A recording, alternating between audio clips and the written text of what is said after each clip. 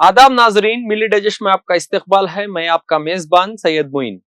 जहां पूरी दुनिया क्रिसमस और नए साल की खुशियां मना रही है, वहीं हिंदुस्तान की रियासत असम से एक बहुत ही तशवीशनाक खबर सामने आई है।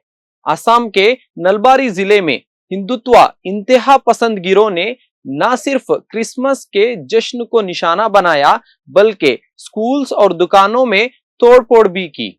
क्या हिंदुस्तान में अब माइनॉरिटीज के लिए अपने त्योहार मनाना मुश्किल होता जा रहा है? आज की इस वीडियो में हम इस पूरी सूरत हाल का जायजा लेंगे। वाकया कुछ यूं है कि क्रिसमस ईव पर विश्व हिंदू परिषद और बजरंग दल के कारकुनों ने नलबारी के सेंट मेरीज स्कूल पर धावा बोल दिया। सोशल मीडिया पर वायरल होने वाली वीडियोस में साफ देखा जा सकता है कि ये लोग स्कूल के इहाते में दाखिल हुए, सजावट को फाड़ा और वहां मौजूदा बैनर्स को आग लगा दी। गवाहों के मुताबिक इन लोगों के हाथों में लाठियां और लोहे की सलाखें भी थी।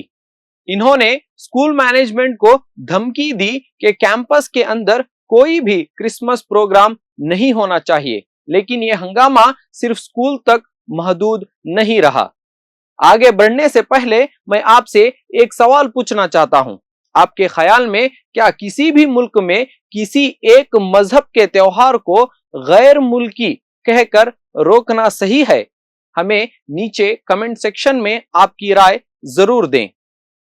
स्कूल के बाद ये संगी गिरोह नलबारी शहर के मार्केट्स में निकल पड़े। वहां उन्होंने उन दुकानों को निशाना बनाया जो क्रिसमस की चीजें बेच रहे थे।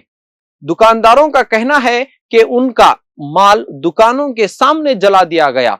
इन हमला आवारों का दावा था कि क्रिसमस एक गैर मुल्की त्योहार है और अवामी मकामात में सिर्फ हिंदू रस्म रिवाज की इजाजत होनी चाहिए।